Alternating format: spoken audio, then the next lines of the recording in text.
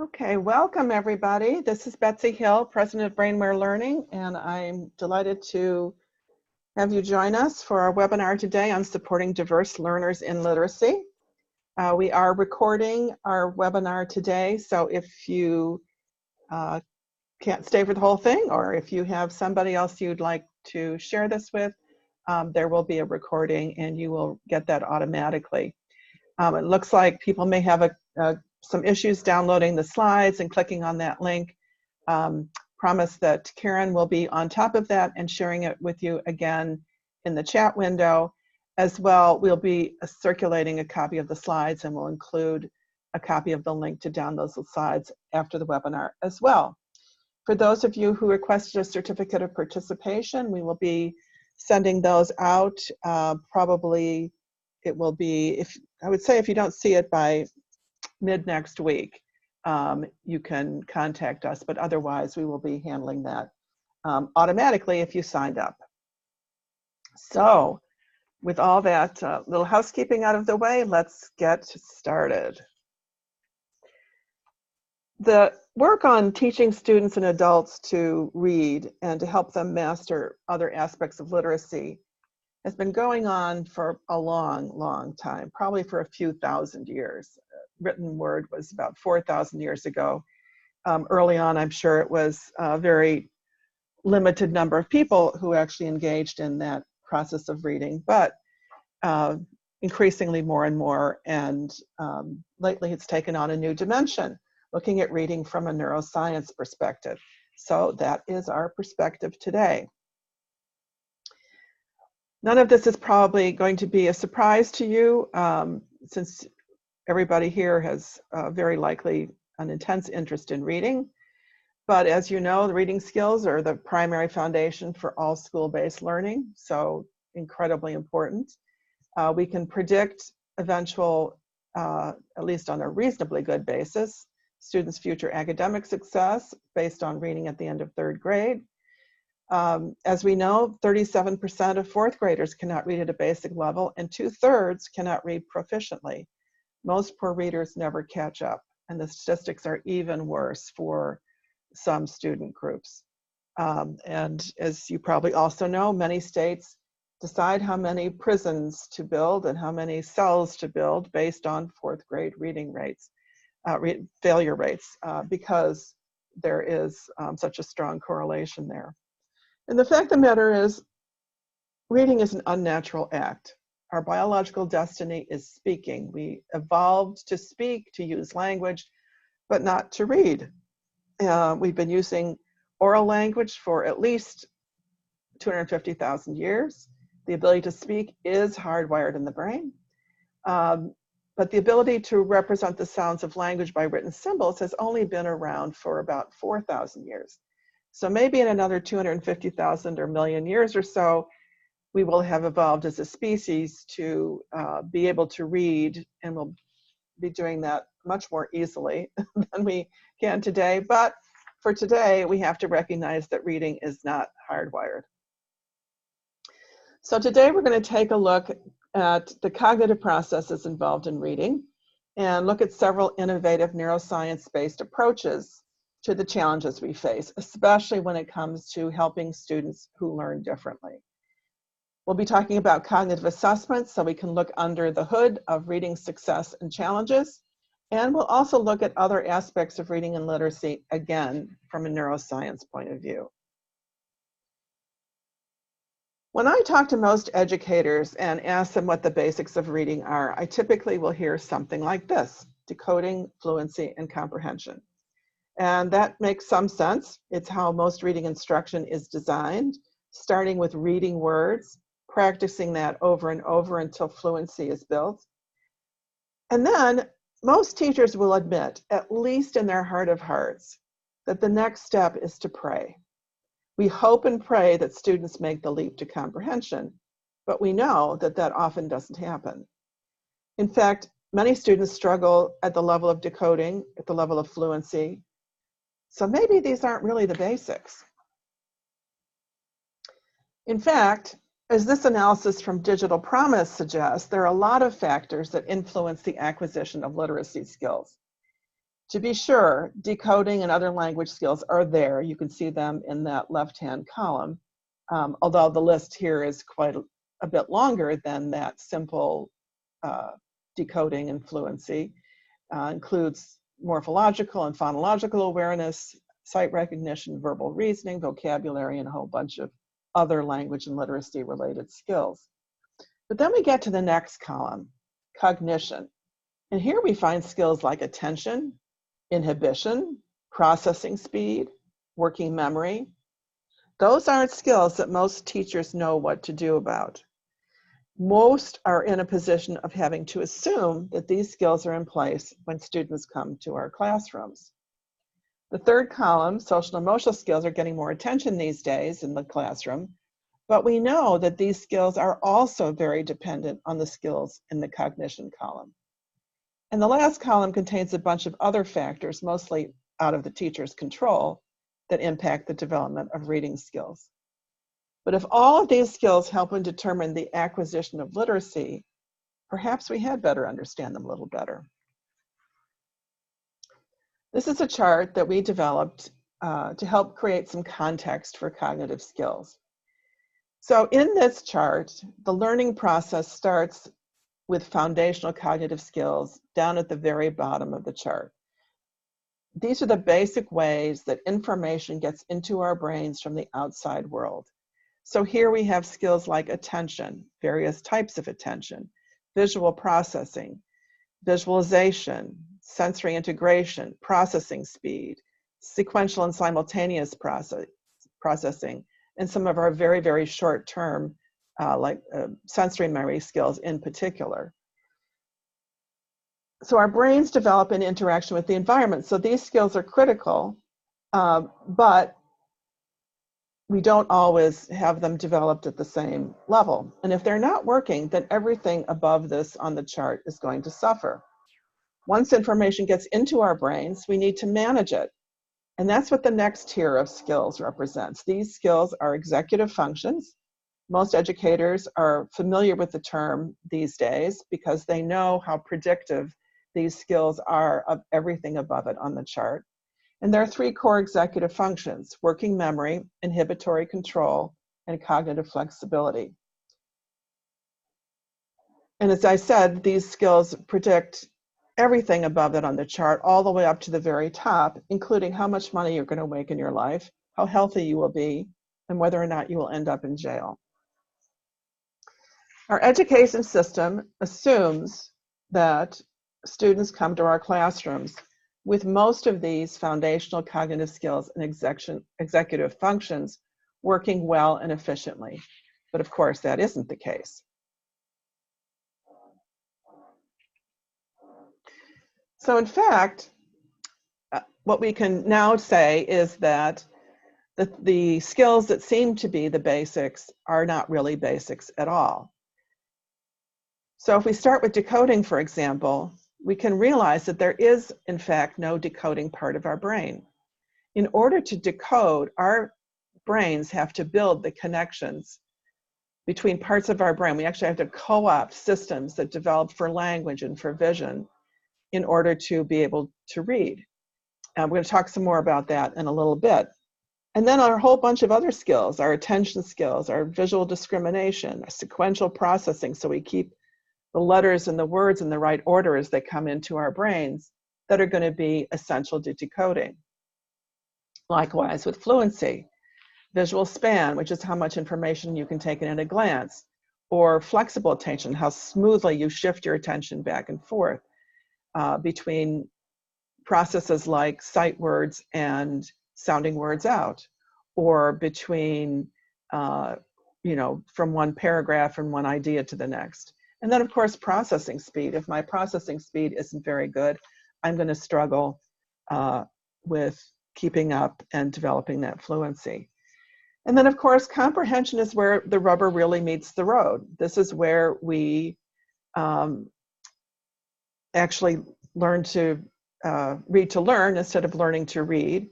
And here, skills like visualization and working memory are critically important. If you think about what's happening when you're reading, you're taking in pieces of information, you're holding them in your mind while you think about them, while you compare them to what you already know, which is how we give things meaning. And all of that happens in working memory. Working memory is our only conscious processing. So our ability to keep those ideas and those pieces of information active while we think about them is critical. And if that mental real estate or that space in working memory is taken up with decoding, we're going to probably sacrifice a good bit of comprehension. So let's talk a little bit about how we can understand how these cognitive skills are functioning in individuals and what we can do about that to support their acquisition of reading and literacy. So this is a report from a cognitive assessment called Mindprint. And by the way, if you are interested in any of the approaches or programs we talk about today, just type a little note into the chat window and we'll be happy to set you up with a trial if you're a school or clinician, or give you more information. If you're a learning specialist, you can provide a trial. So this is the student profile that comes out of Mindprint, was what it would look like. And actually, what I'm going to do, instead of just showing you a static slide, is we are going to go into the Mindprint system. Yes, I know I'm my webinars now. So here is the profile of an individual learner. What you can see here is different cognitive processing areas. Those that are listed in green are strengths. So this student has very strong spatial perception or spatial reasoning. On the other hand, if we look down in skills to support, those are the skills that are weak for this student, and here we see verbal reasoning. So spatial reasoning is really strong, verbal reasoning is really weak. That's going to tell us that this student is really going to struggle with some things much, much more than others. And when we see things that are a strength or skills to support, that basically means that they're in the at least one standard deviation above or below the mean, for those of you who want to throw a little statistics in there. And then, of course, others are in the inexpected range with the visual motor speed in that high part of the expected range. So that's great to understand, but now, of course, we want to make sure that we can translate this into the implications for reading and for academics. And so one of the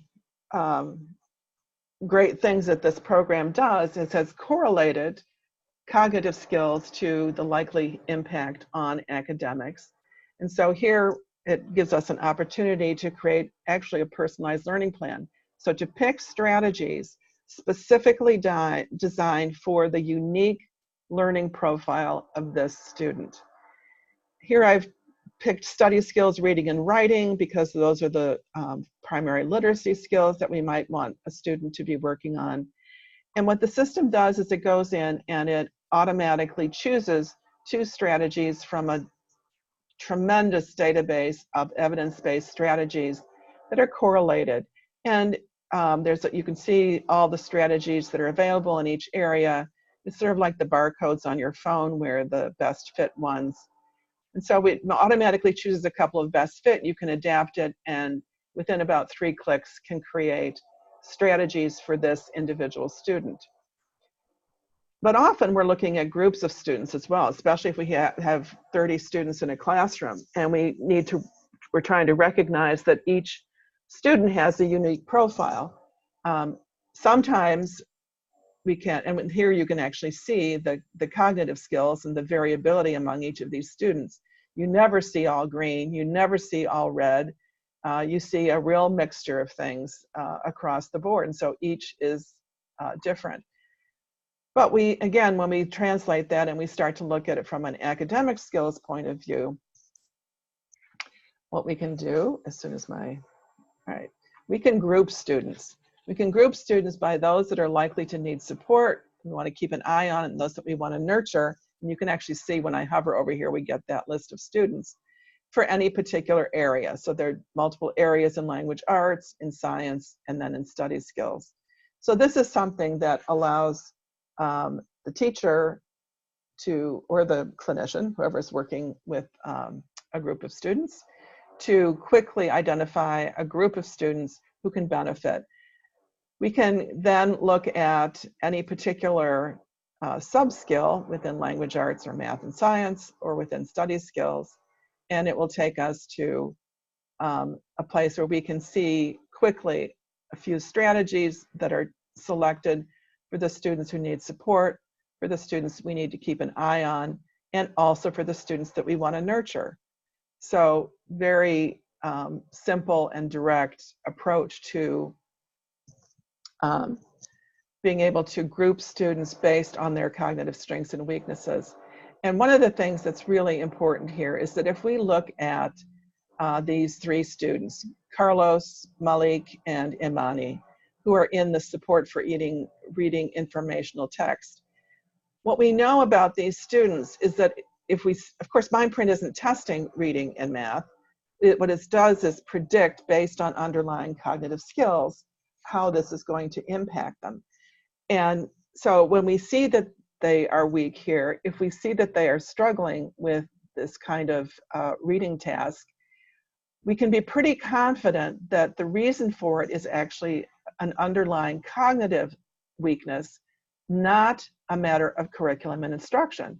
And so if our solution is just to give them more curriculum and more instruction, that's not likely to have the kind of impact. When we choose the strategies that are the most relevant, we're going to actually have the ability to support that student in a way that is meaningful for them.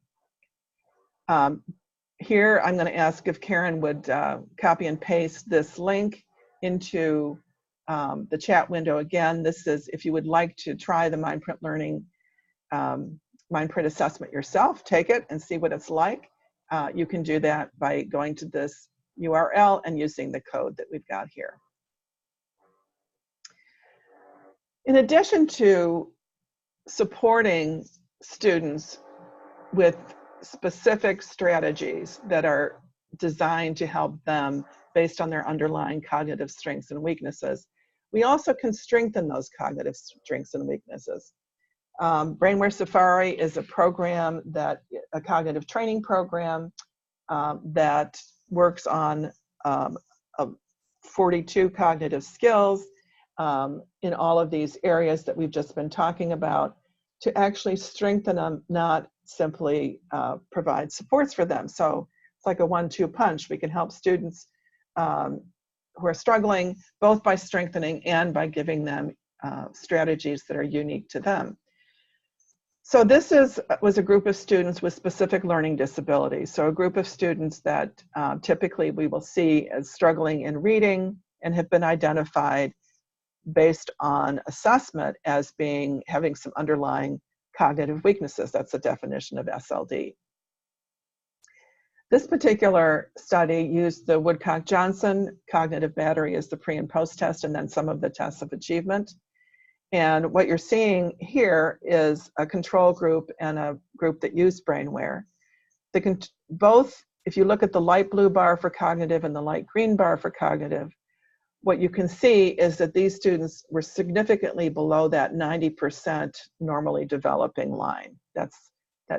One at the top is what we would expect, 90% proficiency on this test from a normally developing student. These students are about 63, 64%.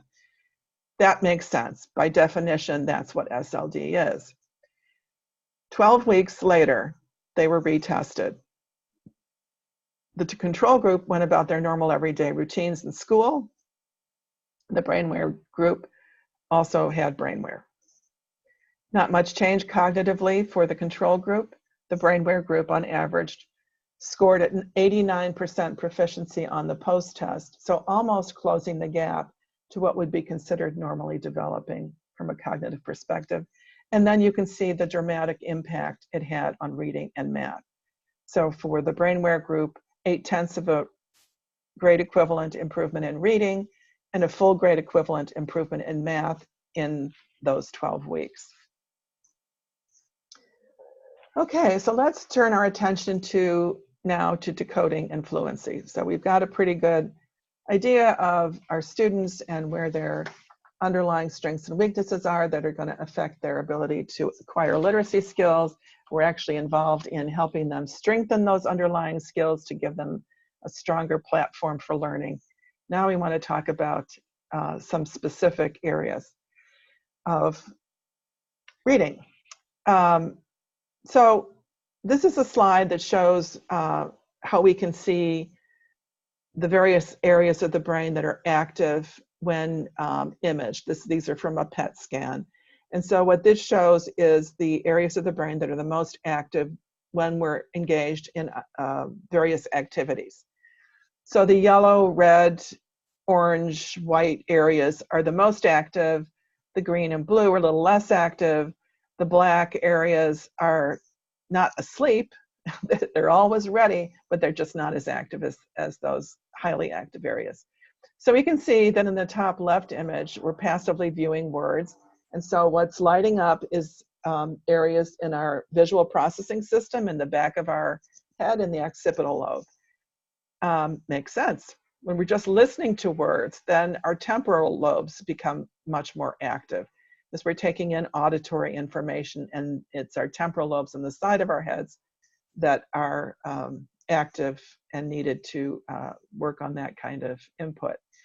Speaking words, we're going to have some areas in the frontal lobe, the very back of the frontal lobe, that become active in the motor cortex and in a particular area called Broca's area, which is where we produce speech. And then this last image shows what parts of the brain are active when we're generating verbs. So an example of this is that the subject might have been given a noun like broom and then asked to identify a related verb like sweep.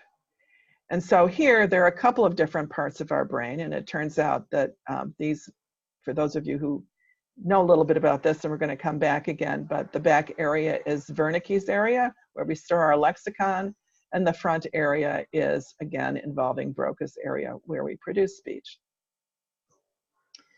So all of this explains at least part of the reason that we understand now, between looking at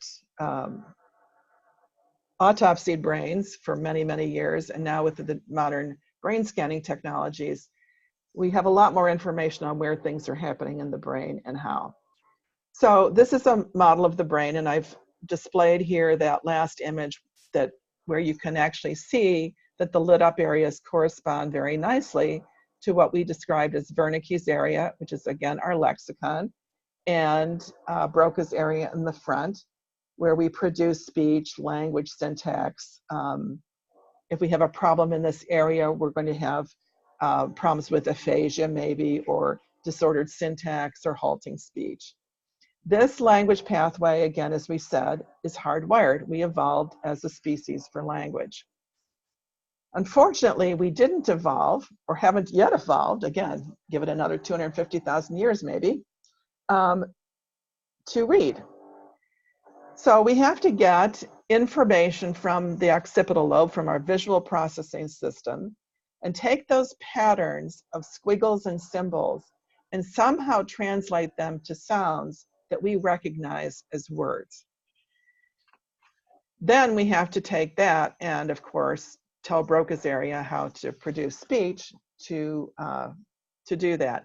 And this connection is not something that we are automatically built with. We do have another pathway. We can call one the learning to read pathway, or the phonological pathway. And there's another pathway, we can call that the direct pathway. And in this pathway, what happens is basically that we recognize a word as a picture, and we can name it. So you can call these sight words. Actually, for many children, this is how, quote unquote, reading starts. So they might recognize a stop sign and say the word stop. They might recognize the sign for McDonald's or Target, or some playland that they love. And they're not really reading it, but they are recognizing the picture and associating with a word that they can produce. So this is the alternate pathway that we use, or the direct pathway we use when words become automatic and we don't need to sound them out anymore. So the typical healthy reader uses both pathways. We switch between these two pathways as we read. So remember when I talked about cognitive flexibility, our ability to switch back and forth very easily and quickly between these, using these two different pathways, is an example of cognitive flexibility, and going to be really important when we're becoming a mature reader and using both. So when we see a word where all the letters make their standard sounds, again, we're going to talk about reading English here. So a word like cat, we see at, C-A-T, and we say cat, and we know what the word means. So we hear cat, we go and we can recognize that in our lexicon, and we can recognize that when we see it, it looks like something like this furry feline animal. But then we encounter other words. What happens when we see a word like this, where the letters don't make their standard sounds? So if you have an early reader or someone who's learning English who doesn't know this word, but has learned the basic the sounds that letters are supposed to make with their standard sounds, they might say yacked or yatched. So even if you know the word yacht and know what that is, you're probably not going to connect it with that thing. And so there's this empty space there that you can fill in with whatever your imagination might provide. And the research portrays what we might guess about the ease or difficulty of learning to read languages based on how predictably phonetic they are. So this is some research that basically shows correct word reading in elementary school children after 1 year of instruction.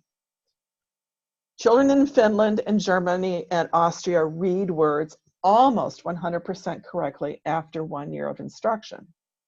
Students learning to read English reach only about 35% accuracy after 1 year of instruction.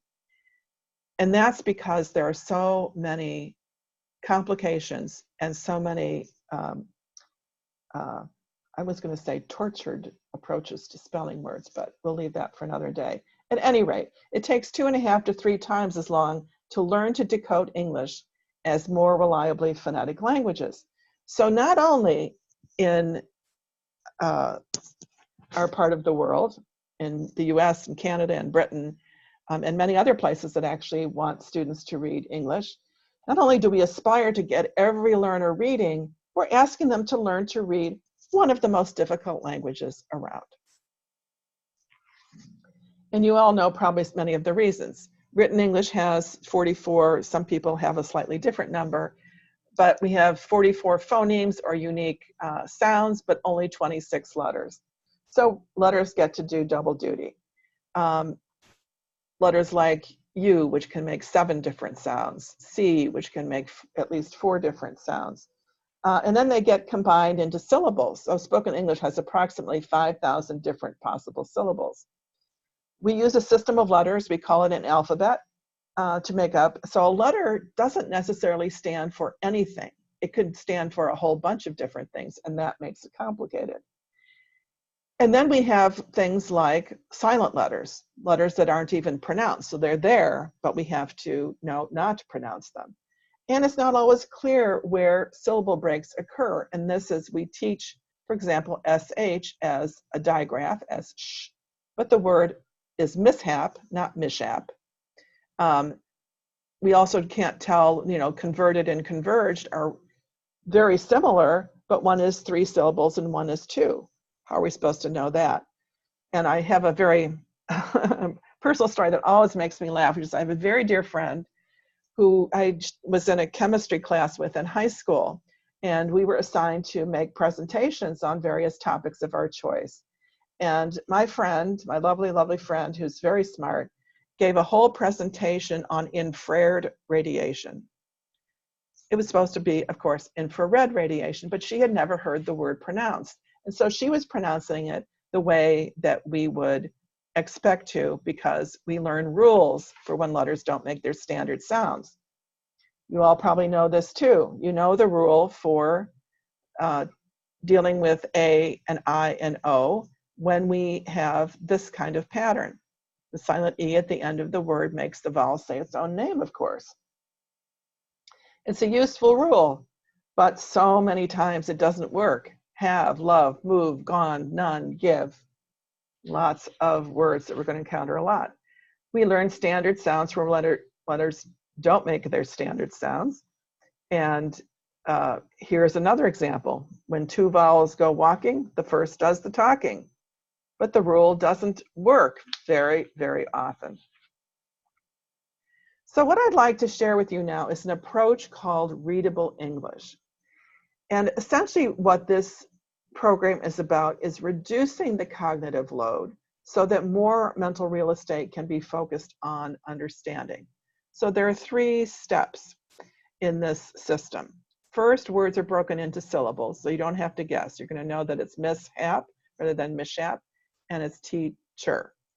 Letters that are not pronounced are grayed out. So we want to keep the spelling intact because at the end of the day, the time it takes us to read a word is determined not by how long the word is, but how many times we've seen it.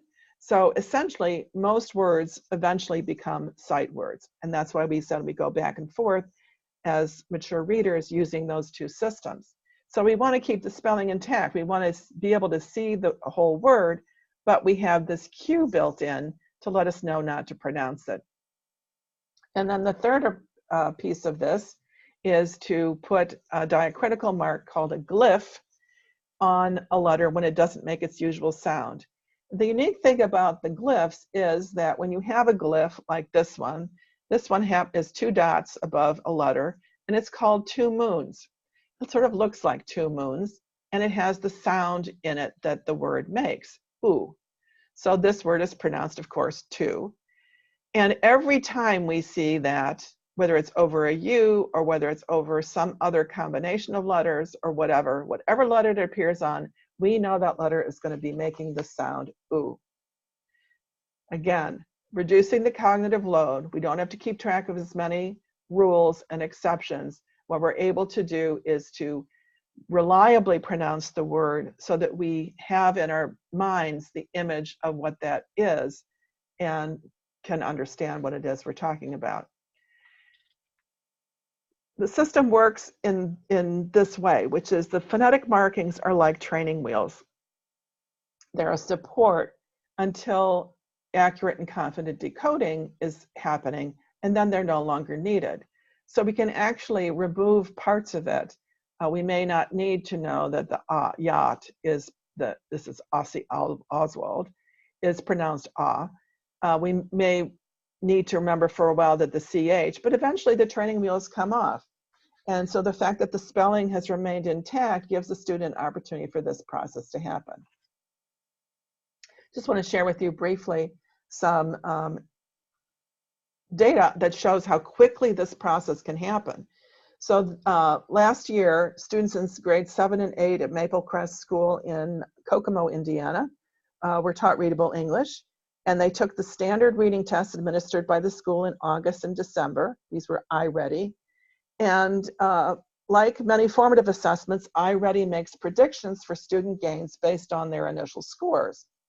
That provides them a typical growth target and a stretch growth target.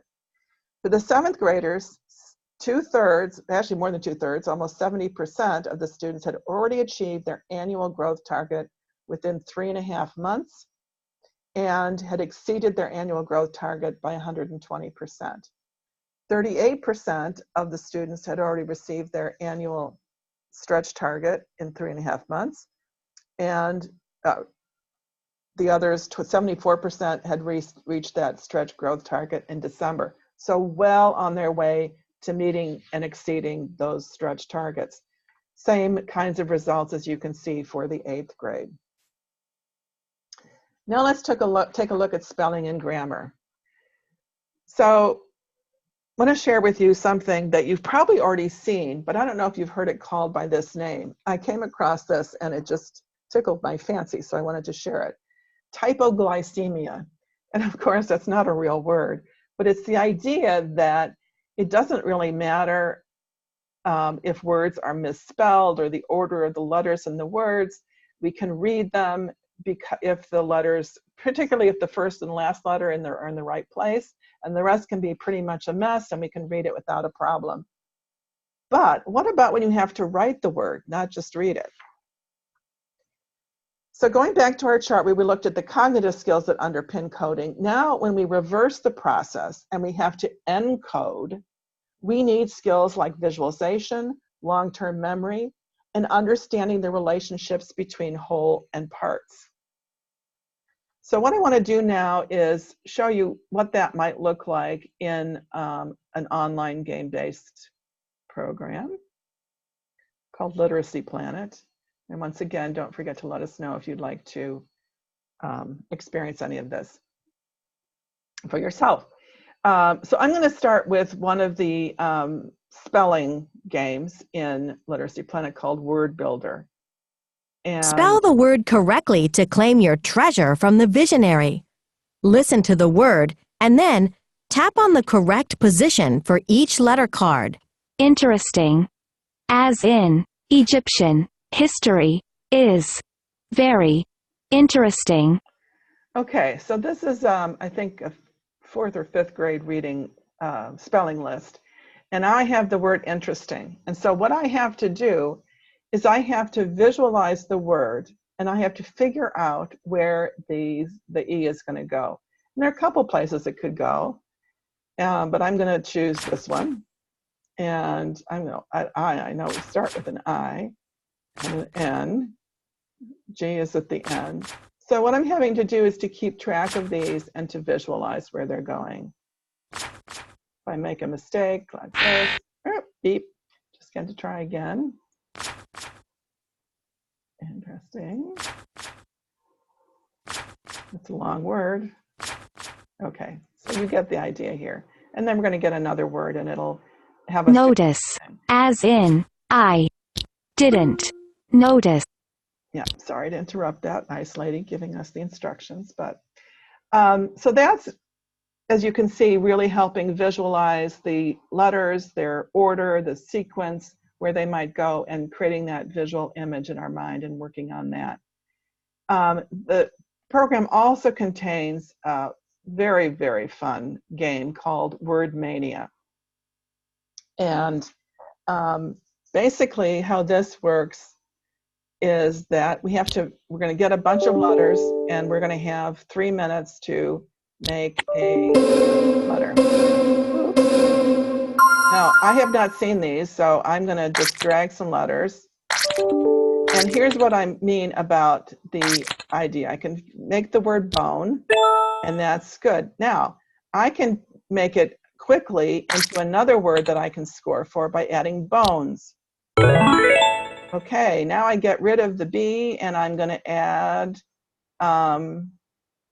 cones. And I can get that. Now I can take the S back off and get another letter. And now I can say, maybe if I remember this and recognize it, I can actually make the word gone, which doesn't rhyme, but nonetheless. So the point is that this helps students really build up word sense, the idea that you can, prefixes, okay, so I can actually do that one too here, be gone. And then I can do goner. So as you can tell, I probably tell I love word games, but I'm going to make myself stop and we will go back. So I'm going to just go back to my presentation here. And I've got sort of screen captures in the presentation, in the slides, so that you can see them. Now, there is an annual Word Mania worldwide competition. And Karen, if you wouldn't mind posting this link. It's a really long link, and I'm sorry it's so long, but if you click on it, this will take you to the place where you can register your students or your school to participate.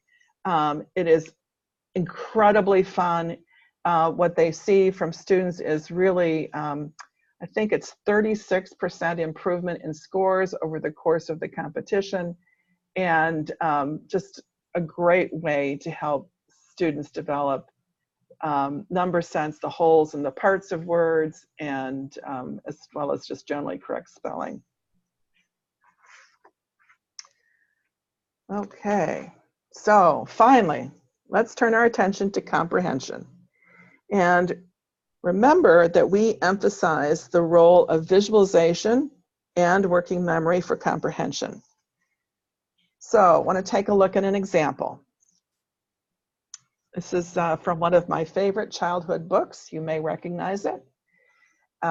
You can read it here, but imagine, if you can, the story being read aloud, just using the language processing path in the brain. So and just as if someone were giving you directions. Imagine that you're stopped at a stop sign and you're speaking to somebody on the sidewalk and they say, go down to the first street and turn right, then take your second left, then sharp right again, and you're there. Your ability to hold that and to visualize it. Oh, that's going to be literacy plan. I should have turned that off, but that's what that bell meant. Your ability to hold that in working memory, to visualize it, and to keep that information active until you get to the point where you're making those turns is what we need to do. And the same applies when we're reading. We have to, and of course with the added complications that we're either sounding out or recognizing words, but we're decoding and we're putting them all together. So how can we help develop these skills? And let's think again about, holding those pieces of information in our mind, visualizing what might be going on, and holding that, of course, in our working memory. So here's another example. This is from a program called Skate Kids. And we're going to get rid of WordMania. And I'm going to log into Skate Kids. We're going to hear some music along with this one. So.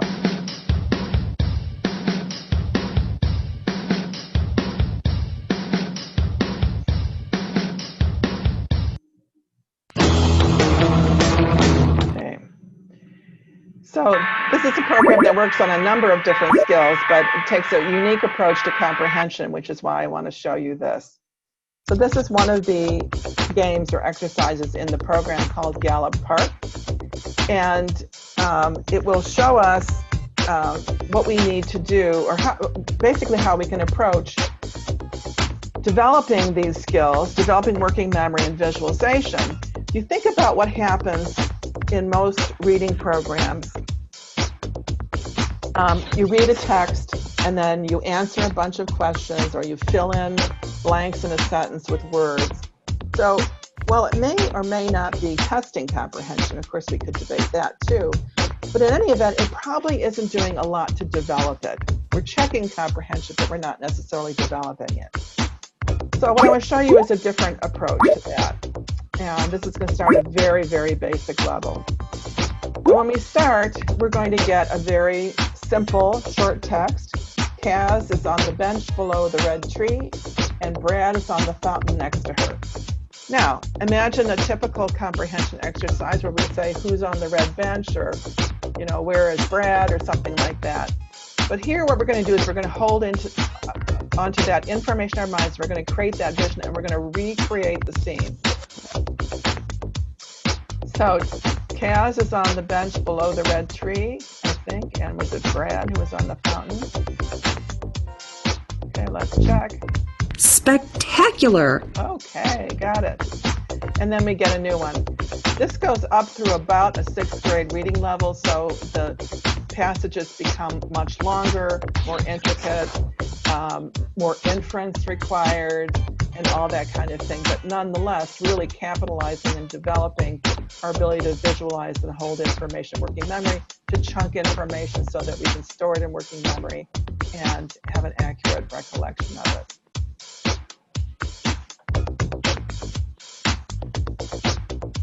All right, so I'm going to close that, come back. So today we've talked about the cognitive infrastructure for literacy. And the good news is that it also supports math and science and social and emotional skills. And we've looked at some examples of how we can actually use and strengthen these skills to have an impact on reading outcomes, all the way from those foundational cognitive skills up through executive functions and even higher order executive functions. So we didn't focus as much on those today.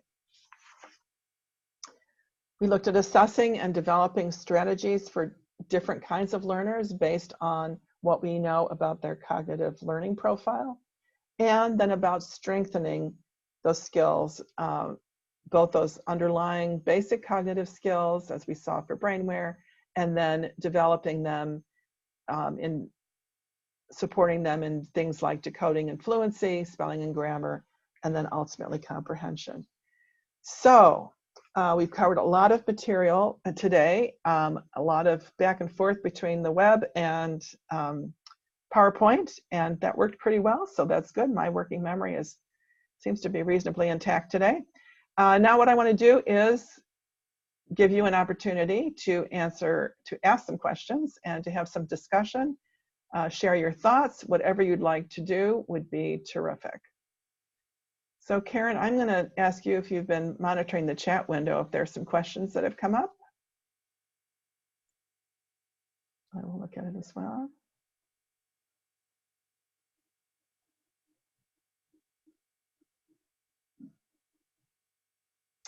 Okay, so Liz, I believe, asked a question about whether there's data to support that this type of visualization activity is more efficacious via computer screen versus a more hands-on paper and pencil approach. So what I would say is I don't know if that has ever been specifically evaluated. What I would suspect is that if you did the same kind of exercise but involved more senses, if it was more multisensory, you might get even stronger.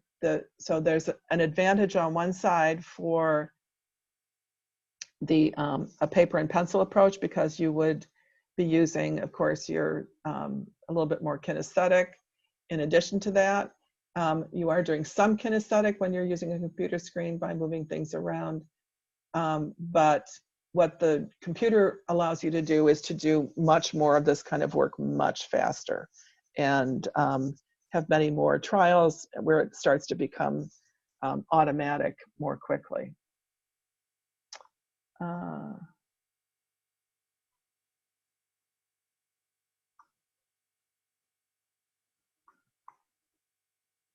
Let me see, I'm scrolling through the chat window, and I'm going to look at the Q&A as well. I don't see anything in Q&A.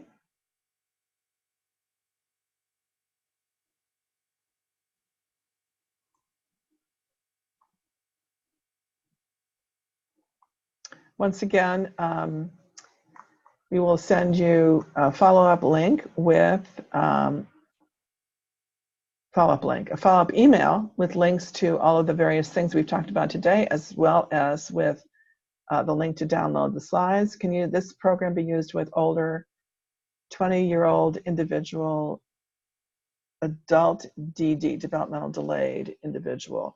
I would say that any of these programs can be used. I'm not sure which program you had in mind, Kathleen, when you asked that question, but Brainware has been used with a variety of ages, and including many individuals with developmental delays, and the same would be true for Literacy Planet, same would be true for Readable English, and the same would be true for, there's actually a simpler version of Skate Kids that's called Ramps to Reading, which can be used by children as young as 4. That doesn't require any independent reading to start with. So a lot of potential to start people at different places and really give them the advantage of being able to work on these skills, because as you know, with these individuals, there are a lot of gaps. There are gaps in that cognitive infrastructure, and you can actually help to build them up. Not going to be as easy with a 20-year-old as with a younger individual, but the good news that we've learned from the neuroscientists over the last number of years is that the brain is constantly changing. It's always changing in interaction with our environment. If you think it's not, then you might have to rethink that to figure out how you explain how you learned what email was, or a text message, or LOL, and all kinds of things. So we're constantly learning new things. These underlying cognitive processes are a little harder. Some are harder than others, frankly. So short-term memory becomes more challenging when we get older, but it can be enhanced. Processing speed is one that's harder than some others, but all of these skills are things that can actually be developed because we develop them in interaction with our environment. So that was in the Q&A. I'm going to try and check the chat window again. While I do that, let me make sure you have my contact information. All right, come on, computer. Doesn't want to show me the chat window right now. Oh, there we go. Liz has another question. Pre and post tests regarding efficacy, how did you control for the purity of the input? In other words, did children use brain markers exclusively or in tandem with other interventions? So that's a great question, Liz, because obviously in many situations, there are a variety of interventions that are being provided. In this case, the students were all in the same school and all getting the reading and math interventions to which they were entitled because of their SLD diagnosis, their specific learning disability. And so both were getting those interventions, but only the Brainware group also received, worked in Brainware. And that was 3 to 5, people often ask what the protocol for that is. The recommended usage is 3 to 5 times a week for 30 to 45 minutes. It can be up to an hour over about 12 weeks. And the reason that we recommend that is that in our research, that's the kind of usage that has resulted routinely in significant cognitive growth. It doesn't mean that the person is necessarily done with the program. We have another question about ADHD and can the programs be personalized to reduce distractions? The answer is no on that one. The programs are designed to, Brainware in particular is designed to reduce the number of distractions when you're focused on a particular task. There are some things obviously that you would want to do in the bigger environment when you'd want to make sure that they're in a wearing a headset. You want to make sure that they're in a place without a lot of screaming and yelling going on, without a lot of physical distractions on the desk or things like that. So that would be a good approach to that. Has the school, based on the results, added Brainware to their standard repertoire? Some schools have. That school in particular did not. As many of you know, decisions are made in a variety of ways in schools. And sometimes from one year to the next, there are new leadership, new teachers, new all kinds of things who are intent on pursuing their own directions.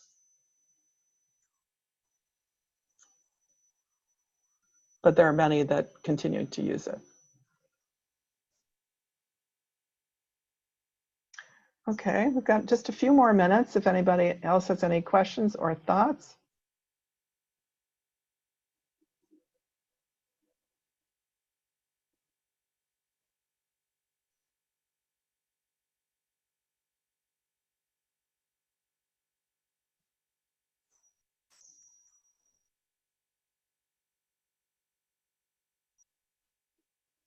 Okay, and another question on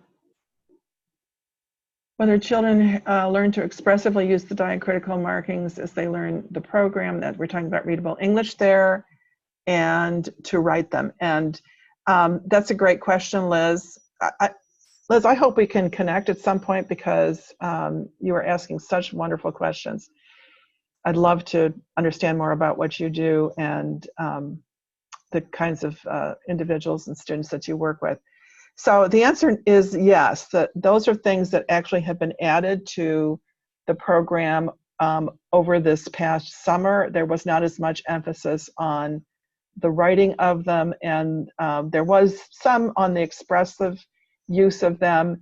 In fact, that after they're taught, there are a whole variety of reinforcement activities that include games, many of which involve expressive use of them, as well as using them for in their reading. There are now some tools and some exercises that also involve using them. And of course, we would expect all of that to, but typically the students learn the glyphs within a few weeks. The program is designed over the course of a school year to focus in the first part of the school year on just getting those glyphs down and being really solid with them, building fluency. But as you saw, within a few months, many students are able to translate those reading gains and that confidence in decoding into reading standard English without the markup. We are definitely going to send the slides out. You will get a link to them and research with children on the spectrum. With Brainware, yes. And I'm sure that there are children on the spectrum that have also used Mindprint. And of course, the results are variable as the spectrum is, but we can share that research with you and be happy to talk more about that. Liz, I'm glad we asked all those questions, and I'm sure they're questions that others may have had or may have thought when they heard your question, oh, that's really interesting. I hadn't thought of that, but I would like to know that. Okay, so we're closing in on finishing up time. I want to thank everybody so much for being here today and for all your great questions and spending some time with us. Your time is something we know you can't replace. It's one of the most valuable things we have to share with anybody else, and we are very grateful that you shared some of your time with us today. Look forward to having some additional conversations. Again, feel free to reach out anytime, and hope you all have a terrific rest of your day, rest of your week, and we hope to see you at another webinar sometime soon. Take care.